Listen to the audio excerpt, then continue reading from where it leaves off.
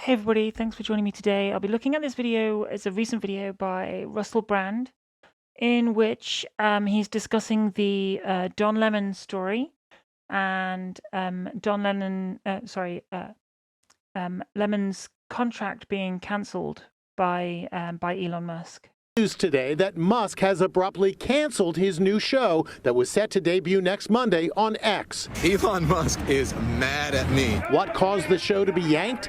Lemon says he conducted an interview with Musk to air on his first show, but the tech titan didn't like it. I asked him to do it. He willingly agreed to the interview. Throughout our conversation, I kept reiterating to him that although it was tense at times... It is tense. Have you seen bits of it yet? I've seen bits of it. And you know, when you're watching people sort of on the precipice of an argument, you think, oh no.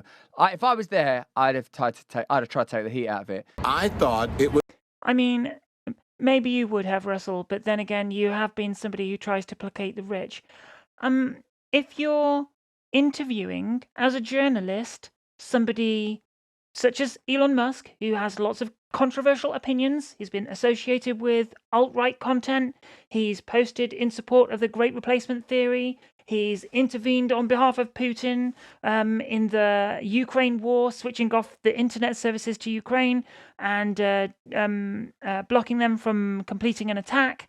He's done lots of things which it would be interesting to ask him questions on, things that he might not be so pleased to be being challenged on, but still, as a journalist, I think that's your responsibility, and it is one, as a political commentator, that Russell Brand doesn't seem to take very seriously at all. He seems to shy away from challenging anybody with questions these days. He didn't used to. In fact, if you look at his content, he used to be quite controversial, but these days he seems to be there running interference for billionaires. Anyway, let's see what he makes of this then. It's good for people to see and hear our exchange, but apparently free speech absolutism doesn't apply when it comes to questions about him from people like me. When you watch it, it's not about free speech absolutism. That's not what's being discussed. He's not banning him from X. He's saying that he's not going to fund a show on X, which is, I guess, a business decision, probably based on the terrible lack of chemistry between them. It's a real...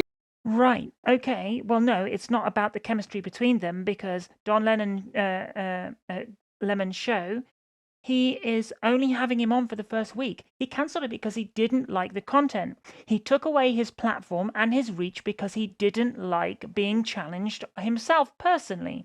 If that isn't shirking any responsibility, any accountability, then I don't know what is. And if this isn't cancellation, then why does he open the beginning of this episode talking about Shane Gillis? Don Lemon, you know by now, interviewed Elon Musk, didn't he? As part of his deal, presumably. He got that show on X. But like many of us were surprised, I think, when Don Lemon announced he was going to be doing a show on X. Perhaps we're a little less surprised that that show has, like, it's not actually been on. It's like Shane Gillis on SNL. Shane, you're on SNL. Get out of here! How dare you! Yes, so he's referring to Shane Gillis, who was removed from the lineup of a comedy program because he didn't align with their stated views and the type of comedy that they were making. Now, if Elon Musk has the right to say, look, I don't want you on my show because I don't want to give you a show because I don't like the way you spoke to me personally.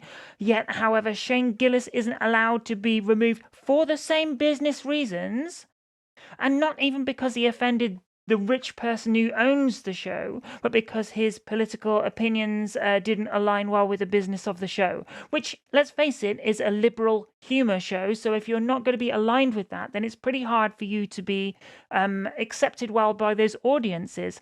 It's really funny how cancellation for cancellation for people on the right, if they cancel somebody, or they feel like they've been cancelled by anybody, even if they are blocked from having everything they want. This is why they call people like J.K. Rowling cancelled despite having one of the biggest platforms in the world. It's how they call people like Tucker Carlson cancelled despite being a multi-millionaire with still one of the largest reaches that you'll find in the Western Hemisphere.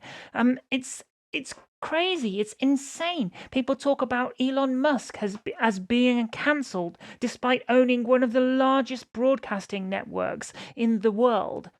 It's insane because when things happen the other way round, when somebody makes a decision to remove somebody because they didn't align well with the right wing values, then that's just a business decision. He's allowed to do those kinds of things because he can run his business however he likes. Don Lemon's quite welcome to go away and have a show somewhere else. And that's fine. He can still watch on Twitter. He can still do his posting or whatever. He just doesn't get to have a broadcasted show. Well,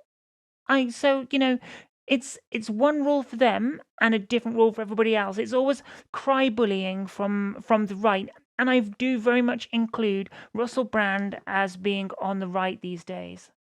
He clearly is. And if you look, I would encourage you to go and look at the videos that he made just 2 years before COVID.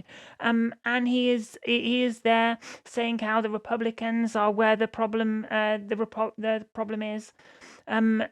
And slating Fox News and all of the slating Donald Trump. The last time I heard him say anything negative about the Republican brand and Donald Trump specifically, you'll never hear him say anything negative about Donald Trump these days. But go back a few years and you'll find out what his real honest opinions are, and they're not this. This is interference and shill covering.